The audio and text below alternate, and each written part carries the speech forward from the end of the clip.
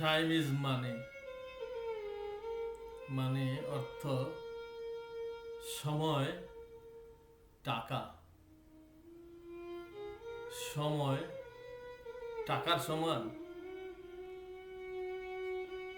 1000 টাকা অপচয় করে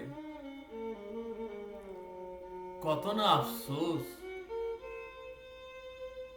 1000টা দিন অপচয় করে কার কবে আফসোস হয়েছে। মুখে বলতে খুব সোজা, সময় অনেক মহামূল্যবান। তাহলে চায়ের কাপে, চায়ের দোকানে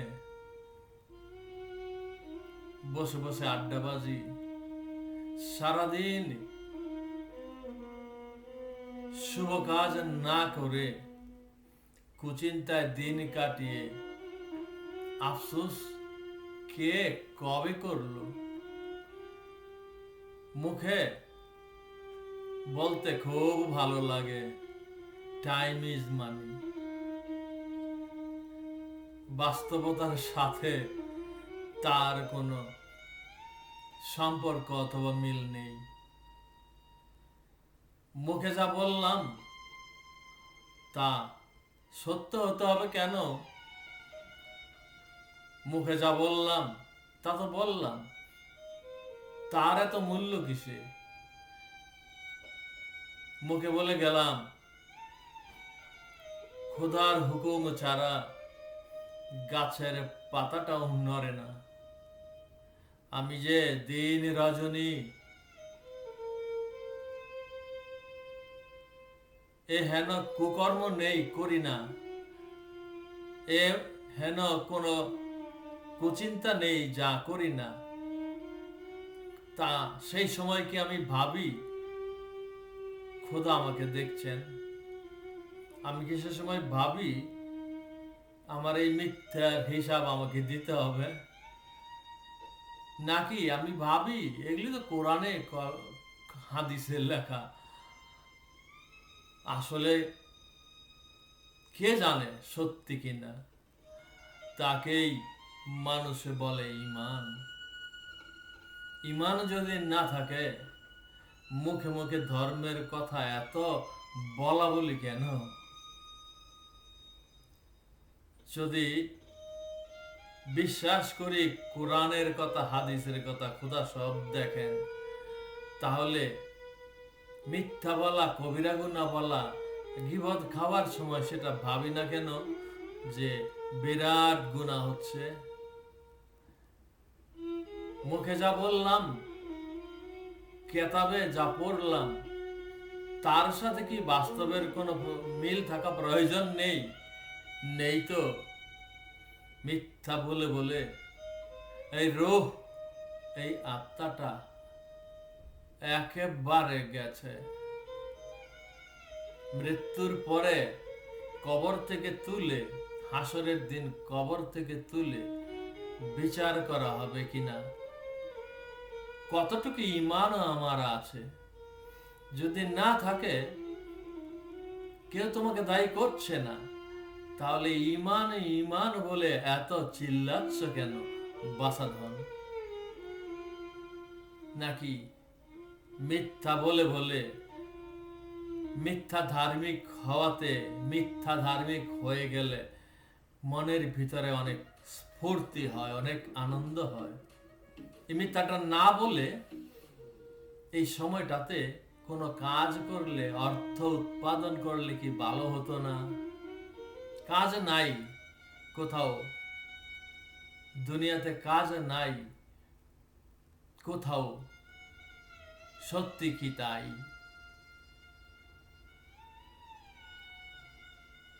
যাহা আমি বিশ্বাস করি না,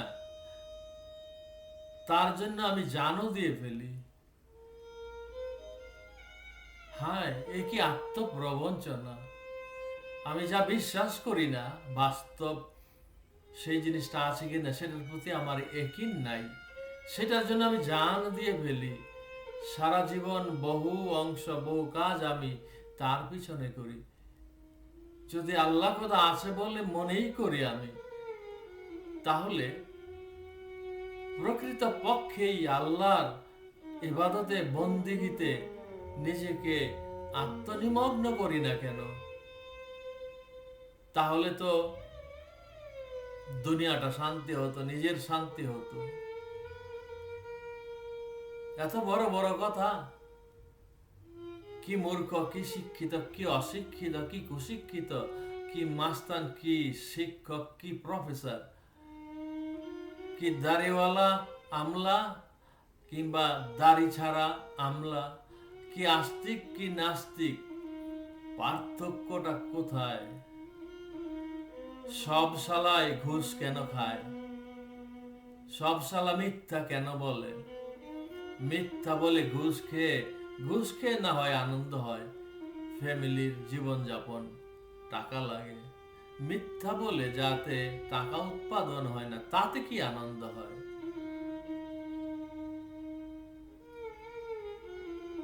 এক উদ্ভট দেশ বাংলাদেশ। এই উদ্ভট দেশে থেকে থেকে শিক্ষিত অশিক্ষিত কুশিক্ষিত বালক বৃদ্ধ ছেলে মেয়ে সব এত গলে পচে এত প্রতিগন্ধময়, এত দুর্গন্ধময় হয়ে গেল কেন? সব কিছুতেই এত ফেক, এত ভান কেন? মিথ্যাতে এত আনন্দ কেন? দেখেছি বহু জ্ঞানী গুণী বুদ্ধিমান মানুষ, কিন্তু বানানো কথা জনসভায় অনায়াসে বলে যাচ্ছে। সকলে বুঝে গেল হি ইজ লাইং, সে মিথ্যা কথা বলছে, বানিয়ে বানিয়ে বলছে। এবং সে নিজেও বুঝে গেল সে মিথ্যা বলছে, বানিয়ে বানিয়ে বলছে। কিন্তু দুঃখিত বন্ধুরা, সে বলেই তো যাচ্ছে, থামছে তো না। কি ব্যাপারটা কি? মিথ্যাটা কি আমাকে বলতেই হবে? যা সত্য নয়, যা আমি বিশ্বাস করি না, তা আমাকে বলতে হবে কেন? আমি কোথায় আটকা পড়ে গেছি যে এর থেকে আমার কোনো পরিত্রাণ নাই? আমি চলেছি তো চলেছি, আমার দিক পরিবর্তনের কোনো চিন্তা নাই।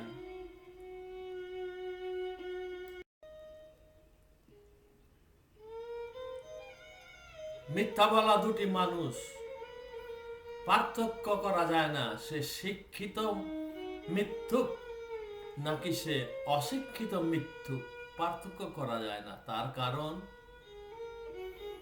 শিক্ষিত মিথ্যুক যেরকম বলে, অশিক্ষিত মিথ্যুক তাই বলে, পার্থক্য নাই কোথাও। এদেশের শিক্ষিত বলতে উচ্চতর মানুষ, উচ্চ রুচি সম্পন্ন মানুষ, কাজে কর্মে মোটেও বোঝা যাচ্ছে না। এ প্রতিগন্ধময় গলিত মৃত লাশ, এক উদ্ভট দেশ কোন দিকে চলেছে কেউ জানে না। ক্ষমতাবান ক্ষমতাহীন কোনো পার্থক্য নেই। প্রতিযোগিতার কামড়ে, প্রতিযোগিতার দাপটে, প্রতিযোগিতার কামড়া কামড়িতে আদর্শ সত্যবাদিতা সৎ কোনো কিছু আর নেই। হাজার হাজার মৃত্যু দিবস পালন করা প্রয়োজন, প্রতিটি আত্মার মৃত্যু হয়েছে। প্রতিটি লোক, এমনকি একটি লোক বাকি নেই চুরির সুযোগ পেলে, মিথ্যা বললে যদি লাভের সম্ভাবনা থাকে,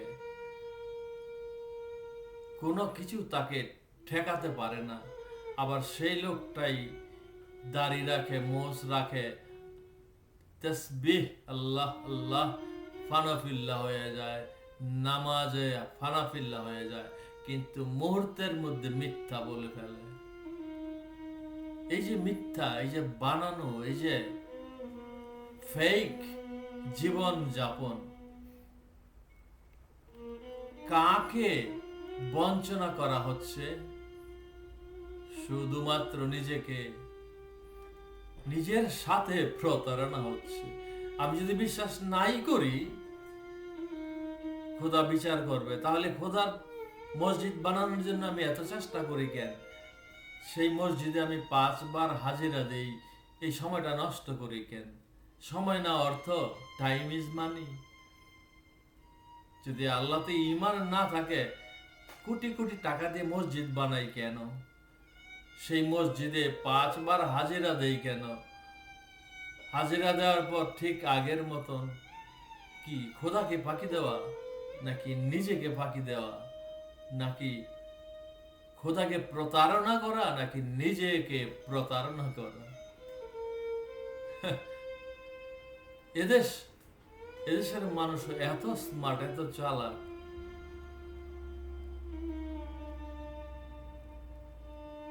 নিজেকে ঠকাতে তাদের এত আনন্দ। তারা দেশকে ঠকায়, জাতিকে ঠকায়, প্রতিবেশীকে ঠকায়, এতিমকে ঠকায়, যাকে পায় নাগালের মধ্যে তাকেই ঠকায়। তাহলে মুখে মুখে এত ধর্মপনা কেন? কথায় কথায় সুদ ঘুষের বিরুদ্ধে এত কথা কেন? কোন বেটা মিথ্যা না বলেছে? মিথ্যা বলা কবিরা গুনাহ। কবিরা গুনাহ করে সেই লোকটা আবার সুদের বিরুদ্ধে জিহাদ করে, মসজিদে গিয়ে নামাজ পড়ে,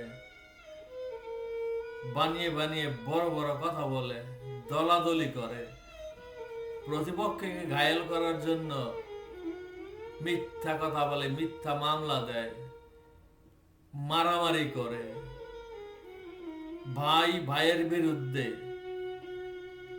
বনিতা করে, আবার মসজিদ গড়ে। আরে অন্যকে প্রবঞ্চনা প্রতারণা করে না হয় কিছু লাভ হয়, নিজেকে প্রতারণা করে কি লাভ হয়? এ তো আজব এক দেশ। প্রতারণা করতে করতে এখন নিজেকেই প্রতারণা। ওই যে বললাম, time is money. Time is not money really to them. যদি তাই হতো, দিনের পর দিন, বৎসরের পর বৎসর তারা মসজিদ বানায়, মিথ্যা বলে, মারামারি করে। কোন হাদিসে সেটা লেখা আছে? হাদিসে যা লেখা আছে তা শুনি না, নিজে বানিয়ে নেই। আরে ফরজ আদায় না করলে, কবিরা গুনাহ করলে, মসজিদ বানিয়ে, মাদ্রাসা বানিয়ে সাদকায়ে জারিয়া আর সওয়াব দিয়ে কি পার পাওয়া যাবে? Why don't you ask কোন হুজুরকে, কোন মাওলানা সাহেবকে যে আমি 5 ওয়াক্ত নামাজের মধ্যে 2 ওয়াক্ত পড়ি বা 4 ওয়াক্ত পড়ি, 1 ওয়াক্ত কাজা দেই, আমার ভাগ্যে কপালে বেহেশত আছে কিনা? কিভাবে সেটা সম্ভব? 1 ওয়াক্ত নামাজের জন্য 80 হোক বা দুজক, 80 হোক বা মানে 1 হোক বাতে 2,88,00,000 বৎসর। 5 ওয়াক্তের মধ্যে 4 ওয়াক্ত পড়লে 2,88,00,000 বৎসর। 1 রাকাত 1 ওয়াক্ত নামাজের জন্য যদি দুজক হয়, এটা যদি তুমি বিশ্বাস করো, তাহলে তুমি ঘুমাও কি করে? যে কয়েদি জেলের মধ্যে আছে, আগামীকাল সকালবেলা তাকে ফাঁসি দেওয়া হবে, সে কি খায়? সে কি খায় দায় ঘুমায়? ঘুমায় না তো, টেনশন চিন্তায়। তাহলে তোমার কপালে 2,88,00,000 বৎসরের দুজক ঝুলছে, কারণ এক ওয়াক্ত নামাজ তুমি জীবনে কোনোদিন কামাই করেছ না। তাহলে সেই চিন্তায় তোমার উচিত ফানা ফিল্লা হয়ে যাওয়া, ইয়া নাফসি করা। তুমি তো করছো না, তুমি নির্বিঘ্নে জীবন যাপন করছো, নির্বিঘ্নে আবার মিথ্যা বলছো, নির্বিঘ্নে আবার আরেক ওয়াক্ত নামাজ কাজা করছো। তুমি তো ইমান এনেছো বাসাদন, অতি চালাক বাসাদন। ইমান এনেছো না, তুমি বলেছ না আমানতু বিল্লাহি ওয়া মালাইকাতিহি ওয়া কুতুবিহি ওয়া রাসূলিহি ওয়াল ইয়াউমিল আখির ওয়াল কাদরি খাইরিহি ওয়া শাররিহি মিনাল্লাহি তাআলা ওয়াল বাসি বাদাল মউত। তুমি তো বলেছ ইমান এনেছি, তাহলে ভাগ্যের সকল কিছু খোদা যদি করে, ভালো এবং মন্দ, তুমি তা বিশ্বাস করো। তাহলে এই যে হাজার কোটি মিথ্যে বলছো, প্রতিনিয়ত মিথ্যে বলছো, যা সত্য নয় তাই করছো। প্রতিদিন তুমি বলো কটা মিথ্যে বলো? একটা মিথ্যে যদি বলো, একটা কবিরা গুনাহ। একদিন এক ওয়াক্ত নামাজ যদি তুমি ছেড়ে দাও, 80 হোক বা 2 এক হোক বা 2,88,00,000 বছর, তুমি যদি বিশ্বাস করো, তোমার ঘুম আসার কথা নয়। সব বেটা বেঈমান, সব বেটা মিথ্যুক। সেই বেঈমানের, সেই মিথ্যাচারের, মিথ্যুকের দাড়ি রেখে কি লাভ? সেই মিথ্যুকের 40 দিনের চিল্লায় গিয়ে চিল্লাচিল্লি করে কি লাভ? মিথ্যা বলে বলে বিশ্বাস করো না যা তুমি, তার পিছনে পিছনে সময় নষ্ট করে তুমি যা করছো, পরিণামে তুমি নিজেকেই নিজে ঠকাচ্ছ, কাউকে নয়। মনে মনে তুমি যতই আনন্দ করো না কেন, আমি কত চালাক, আমি কত না বুদ্ধিমান, আমি ফাঁকি দিলাম। কাকে? যদি বিশ্বাস করো খোদা সব দেখে, তাহলে খোদাকে তো ফাঁকি তুমি দিতে পারো না। তোমার ডানে বামে কেরাবান কাতেবিন আছে না, তারা লেখছে না? তোমার সবকিছু তো রেকর্ড আছে। আগুনে যেদিন ফেলা হবে 2,88,00,000 বছর এক ওয়াক্তের জন্য, সেদিন তো আর সময় থাকবে না। যদি বলো কি আমারটা আমি, তোমার কি, তাহলে ইসলাম ধর্ম বড় বড় কথা তুমি বলো না। তুমি আরেকজন মানুষকে ইসলামের কথা বুঝিও না। তোমার হাদিস, তোমার কোরআন, খোদার কোরআন খোদার হাদিস নয়। খোদার কোরআনে এইগুলি লেখা নাই, খোদার হাদিসে এইগুলি লেখা নাই। তোমার হাদিসে তুমি এগুলি লিখেছ। তুমি তাবলিগ করো, সাদ তাবলিগ, জোবায়ের তাবলিগ, যা মনে তা তুমি করতে পারো, আত্মপ্রবঞ্চনা মাত্র। তোমার তাবলিগ করাও কোনো প্রয়োজন নাই, তোমার কোনো নামাজ পড়াও কোনো প্রয়োজন নাই। তুমি মিথ্যাবাদী। মিথ্যা বলে বলে তুমি সমাজকে কনফিউজ করছো, ধোকা দিচ্ছ। কিন্তু আসল কথা কি জানো? তুমি কাউকে ধোকা দিচ্ছ না, তুমি নিজেকে ধোকা দিচ্ছ। বড়ই পরিতাপের বিষয়, সেই দিন তুমি বুঝবে, যেদিন সত্যি সত্যি তোমাকে আগুনের মধ্যে ফেলা হবে। সেই দিনের ভয় করো। আর একজন মানুষকে বোঝাবার জন্য পাগল হয়ে যেও না, নিজেকে বোঝাও। আর বানিয়ে বানিয়ে কোরআন হাদিস বলো না। প্রকৃত কোরআন হাদিসে যা আছে তাই বলো। কোন কোরআনে বলেছে দুটা তাবলিগ বানিয়ে পরস্পর মারামারি করতে হবে? কোন মাযহাব বলেছে মাযহাবের পরিষেবার জন্য জীবন বাজি দিয়ে মারামারি করো? কোন কেতাবে লেখা আছে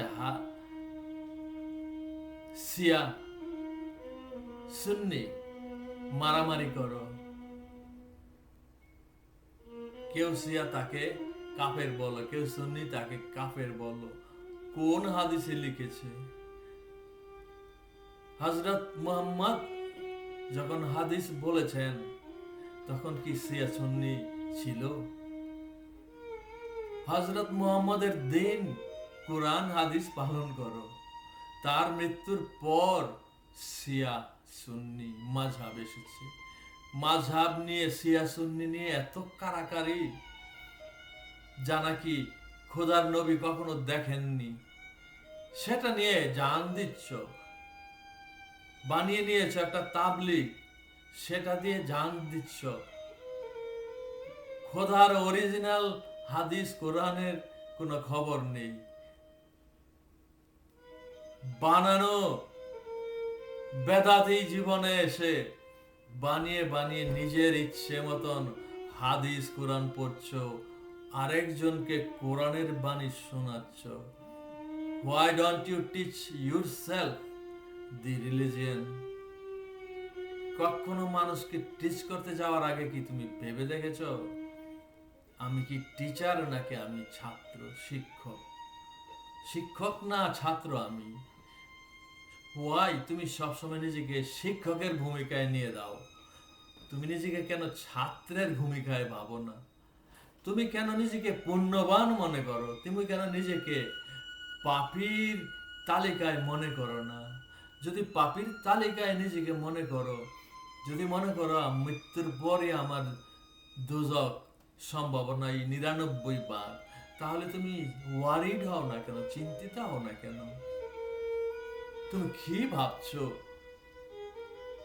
পার পেয়ে যাবা? আর যদি ভেবে না থাকো যে না আমি এটা ভাবিনি পার পেয়ে যাব, তাইলে সেটা নিয়ে ওয়ারিডই থাকো। ফাঁসিতে ঝুলবে আগামীকাল সকালবেলা সকল মানুষ, সকল মুসলিমের। এই তো কথাটা। মৃত্যুর পরের দিন থেকে হিসাব শুরু, কবরের আযাব শুরু, গোরের আযাব শুরু, বিচারের পর, হাসরের দিন বিচারের পর বেহেশতে যাওয়ার সম্ভাবনা কত ভাগ তুমি বলো? 72 নাকি 73 ফেরকা? 72 ফেরকাই দোজখ, এক ফেরকা বেহেশত। তুমি কি সেই এক ফেরকা? তা না হলে নিজেকে নিয়ে কেন ভাবো না? মানুষ খুন করতে যাও খোদার সৃষ্টি, মানুষকে বঞ্চনা করতে যাও খোদার সৃষ্টি।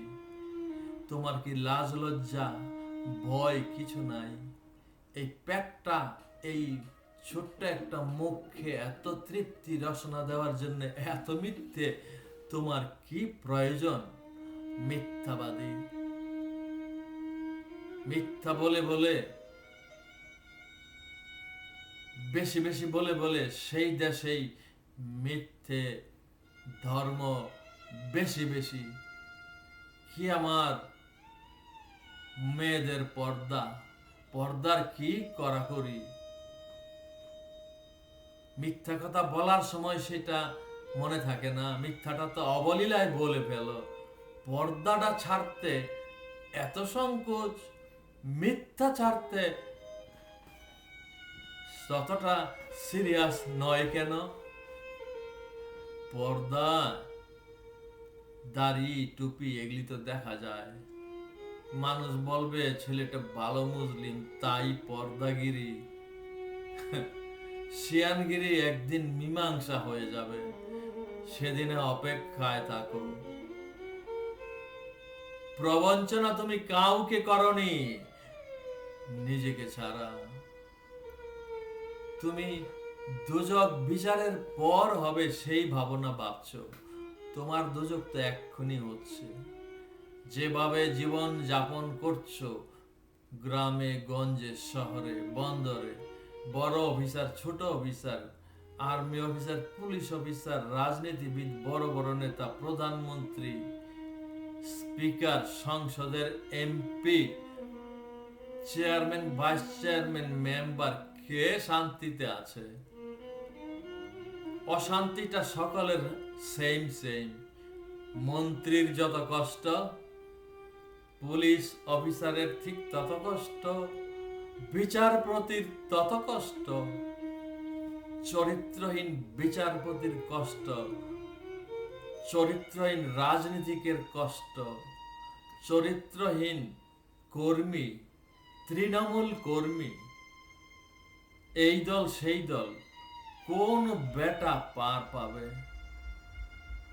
নেতার দোষ হয়ে একা শুধু নয়, একটি নষ্ট রাজনৈতিক দল যদি হয় সেটার এত কর্মী কেন? যেই দল রাজনৈতিক দল নষ্ট, যে রাজনৈতিক দল দেশের সেবা করতে পারে না, সেই রাজনৈতিক দল কর্মীর কি উপকার করবে সে কি তুমি বোঝো না? যদি বুঝে থাকো, সেই পচা গলা রাজনৈতিক দলের কর্মী হতে পরিচয় দিতে তোমার শরম লাগে না? মনে রেখো, যত বড় রাজনৈতিক দলের কর্মী তুমি হও না কেন, রাজনৈতিক দলের ফায়দা মন্ত্রী, প্রধানমন্ত্রী, আমলা, বড় বড় বাগা বাগা রুইয়ারাই খেয়ে ফেলবে, তোমার কপালে আসবে না। রাজনৈতিক দলের কর্মী আমি আওয়ামী লীগ করি, আমি বিএনপি করি, আমি জামাত করি, তুমি গোড়ার আন্ডা করো, তোমার ভাগ্যে কোনো পরিবর্তন আসবে না। বড় বড় রাঘব বোয়ালের ভাগ্য পরিবর্তন হবে। বেহুদা তুমি স্লোগান কি দিচ্ছ, রাজনৈতিক দলের নাম লিখাচ্ছ, তোমার চেতনায় কি আসে না কখনো? এই সময়টা যদি নিজের জন্য দিতে, প্রতিটা মুহূর্ত যদি কাজে লাগাতে, তোমার পরিবারের আর্থিক সফলতা এসে যেত, তুমি টাকা পয়সার অভাবে থাকতে না, চিকিৎসা, ছুটি কাটানোর জন্য রিসোর্টে যাওয়া, বিচে যাওয়া, বিদেশে ঘুরতে যাওয়া তুমি পেয়ে যেতে। টাইম নষ্ট করে করে তুমি রাজনৈতিক দলের পিছনে নাম লিখিয়েছ, কোনোদিন সুযোগ আসবে, কোনোদিন সুযোগ আসলেই বাকি কদিন থাকে, তারপর তো আবার সেই একই অবস্থা। কাউকে ডিসিভ করে, কাউকে ঠকিয়ে নিজে লাভ করবা, কোন একদিন সুযোগ আসবে, প্রশাসনিক ক্ষমতা ব্যবহার করে বিগ ফিশ তুমি হয়ে যাবা। সেটা আশায় বসে থাকো তুমি, যদি তোমার কপালে জুটে। আর তা না হলে তুমি নিরন্তর কাজ করে যাও, নিজের পরিবারের কর্মী হও, নিজের পরিবারের কর্মী হয়ে নিজের পরিবারটাকে সুখ শান্তি বিধান করো। মিথ্যা বলে রাজনৈতিক দলের পিছনে নাম লিখিয়ে কোনো লাভ নেই। আমি অমুক দলের কর্মী, আমি অমুক দলের ইউনিয়ন সভাপতি, আমি অমুক দলের জেলা ভিত্তিক সম্পাদক, সভাপতি, কত বড় না তুমি? তোমার পরিবার এক দলে, তুমি আরেক দল তোমাকে নির্যাতন করবে কোন একদিন। এই দেশের কোনো কিছুর গ্যারান্টি নাই। কবে তোমার ভাগ্যে শিকেটা ছিড়বে, তুমি হ্যাপি হবে, সুখী হবে, অনিশ্চিত। তার চেয়ে এক্ষুনি তুমি প্রচুর কাজকর্ম করো, আর্থিক কাজকর্ম, প্রতিদিন প্রতি মুহূর্তে ভাগ্যটা পরিবর্তন করে দাও, ভাগ্যের চাকাটা ঘুরিয়ে দাও। খোদার সাহায্য আসবে, প্রতিবেশীর সাহায্য আসবে, তোমার ফ্যামিলি জীবন যাপন শুরু করবে আজ থেকে। কবে তুমি গোড়ার আন্ডা করবে রাজনৈতিক কর্মী হয়ে, রাজনৈতিক নেতা হয়ে, তোমার পরিবার সেই দিন সুখে থাকবে। এই অনিশ্চিত যাত্রায় যাও কি করে? তুমি নিজের কর্মী হও, নিজের পরিবারের সভাপতি হও, আর খোদার সাথে প্রতারণা বন্ধ করো। Life is brilliant, life is beautiful. লাইফে যা কিছু চাওয়া যায়, শ্রম দিলে, আমল দিলে সেটা পাওয়া যায়, সন্দেহ নাই। এটার উপর একই বিশ্বাস রাখো। যা বিশ্বাস করো, অরিজিনালি প্রকৃত পক্ষে বিশ্বাসটা করো। অর্ধেক খোদা বিশ্বাস করি, আর অর্ধেক করি না। নামাজ রোজা 5 ওয়াক্ত পড়ি ঠিকঠাক মতন ঘুষ খেয়ে ফেললি, তুমি নিজেই জানো তাতে কোনো লাভ নেই। তাই নামাজটা পড়ছো কেন? কাকে প্রতারণা করার জন্য নামাজটা পড়ছো? নামাজ পড়ো না তুমি। তোমার ইবাদতের জন্য খোদা কি না খেয়ে বসে আছে? বেকুব, ওহে শিক্ষিত বেকুবরা, ওহে ইয়াং বেকুবরা, সানগ্লাস দিয়ে দিয়ে জীবনটাকে ফেক বানানোর চেষ্টা করছো। Why don't you use this time of your youth to make money, to change the direction of your life for a positive way? তাহলে তোমার পরিবার সুখী হয়ে যেত, তুমি সুখী হয়ে যেতে, টেনশন বিহীন। তুমি কিসের নেশায় ঘুরে বেড়াচ্ছ? তুমি ঘুরে বেড়াচ্ছ আমি জানি, কারণ বউ ছেলে মেয়েকে তুমি পদানত করে রাখো, বউকে তুমি পাত্তা দাও না, একা একা যা ইচ্ছা তাই করো। প্রত্যেকটা পুরুষ, বাংলাদেশের প্রত্যেকটা পুরুষ স্বৈরাচার, ফ্যামিলিতে পরিবারে স্বৈরাচার, পারিবারিক স্বৈরাচার। পুরুষের এই স্বৈরাচারিতার কারণে পরিবারগুলো এভাবে কষ্টে দিন কাটাচ্ছে। সে কাজ করে না, মাকাল ফল, বড় বড় কথা বলে, আর্থিক সঙ্গতি আনে না, নির্যাতন করে, পরিবারকে নির্যাতন করে, বউকে নির্যাতন করে। যদি তা না হতো, বাংলাদেশের পুরুষেরা বউকে নিয়ে সবখানে যায় না কেন? সকল মিটিং মিছিল সবখানে মহিলা বউয়ের হাজিরা নাই কেন? যুদ্ধক্ষেত্রে হযরত মুহাম্মদ সাল্লাল্লাহু আলাইহি ওয়াসাল্লাম তার সহধর্মিণীদেরকে, স্ত্রীদেরকে নিয়ে গিয়েছেন সৈনিকদের চিকিৎসা সেবার জন্য। সেই নারীকে তুমি পদানত করে রাখছো আর বড় বড় কথা বলে বেড়াচ্ছ। রাজনৈতিকভাবে তুমি সৎ নও, ধার্মিকভাবে তুমি সৎ নও। মসজিদে তুমি যাও মিথ্যা কথা বলার জন্যে। পদ লাগবে না আমার মুখে বলো, পদের জন্য তুমি জানবাজি করো। মাত্র কয়েকটা দিনের জন্য দেশে গিয়েছি, পচা দগ্ধ মসজিদের টানাটানি, মসজিদ কমিটির পদ নিয়ে টানাটানি, দুর্বল মানুষ পেয়ে তার উপর অবিচার করে, হম্বিতম্বি করে নিজের ব্যক্তিত্ব, নিজের বরত্ব প্রচার করা। আরেক মুসলিম কেন সালাম দিল না, পাশ দিয়ে চলে গেল। আবার তুমি বলো সালাম দেওয়া ওয়াজিব, সালাম নেওয়া ওয়াজিব। যদি সালাম দেওয়া ওয়াজিব হয়, তুমি বিগ বস হয়ে, সেক্রেটারি সভাপতি হয়ে সালামটা গরিব ছোট লোককে আগে দাও না কেন? তুমি কি মনে করো সিএনজিওয়ালা, গুদারা ঘাটের মাঝি, মাছ কাটার মহিলা, ঘরে কাম করে, রান্না বান্না করার মহিলা, তারা তোমার চেয়ে ছোট নাকি? খোদা একই মহব্বত করে সকলকে বানিয়েছেন, সেটা কি তুমি বিশ্বাস করো? যদি বিশ্বাস করো, তাহলে কাজের বেটিকে তুমি কদিন আসসালামু আলাইকুম বলেছ? কাজের বেটিকে আসসালামু আলাইকুম বলতে নেই। কাজের বেটি কি কুত্তা? কাজের বেটি কি তোমার কেনা গোলাম? কেনা গোলাম কেউ কি সালাম দিতে হয় না?